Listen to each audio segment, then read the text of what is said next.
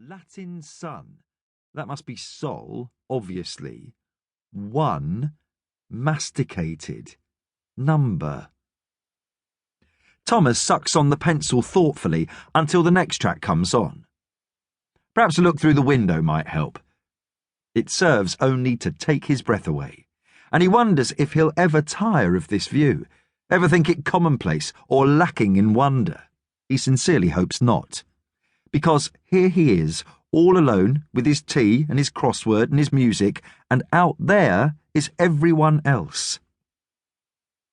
The earth fills the 4-inch thick pane, blue and green and wreathed in cloud and quite beautiful. So big he could almost reach out and touch it.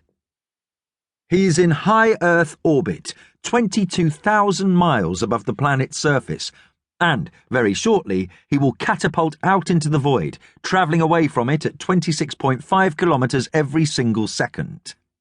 Soon it will shrink to nothingness, a speck in the velvet blanket of space. He closes his eyes and listens to the music, and tells himself that, of course, he's done the right thing, that this is exactly what he wanted. Thomas's world is a hexagonal tube 30 feet long and dominated at one end by his workstation and the other by a large hatch that leads to an airlock and then to the great unending void. Thomas doesn't go to that end of the capsule very often.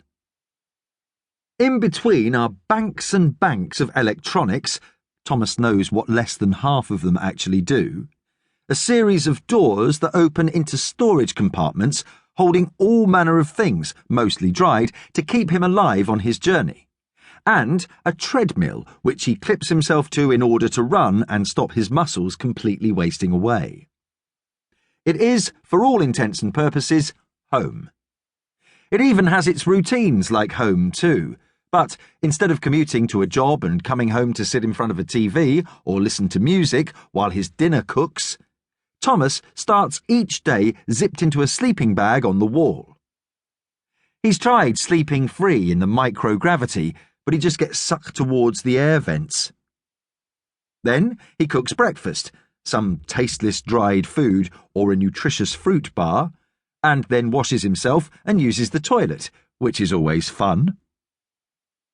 The morning is spent carrying out checks on all the systems, then there is exercise, then he's meant to read up on all the jobs he'll have to do once he reaches Mars, chief among them, keeping himself alive. This seems to involve a lot of potato farming. The music stops and is replaced by a jarring, insistent pinging noise. He turns away from the window, from the world, and pushes himself off the wall, swimming in the zero gravity to the monitor bolted to the wall, his crossword book and pencil floating above it. The screen is displaying the words, "Incoming communication." Bloody marvellous, he whispers as the screen dissolves into a mess of pixels which turn into a laggy image of a huddle of people in suits standing before rows and rows of technicians sitting at computer terminals.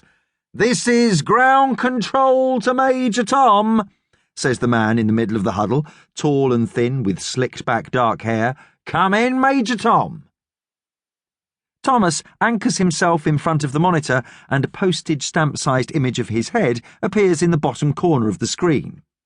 He glances at it and wonders if he should have shaved. He can only use an electric thing up here and he hates it.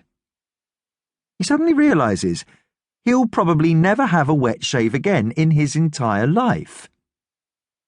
His brown hair, flecked with grey, is sticking up comically like fronds of seaweed waving in a tide.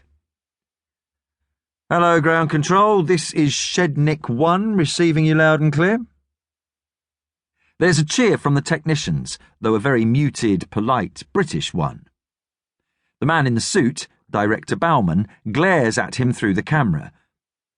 "Are you going to keep calling the Ares 1 that silly name, Thomas? Are you going to say this is ground control to Major Tom every day for the next 7 months? Director Bauman has hair so dark he must dye it.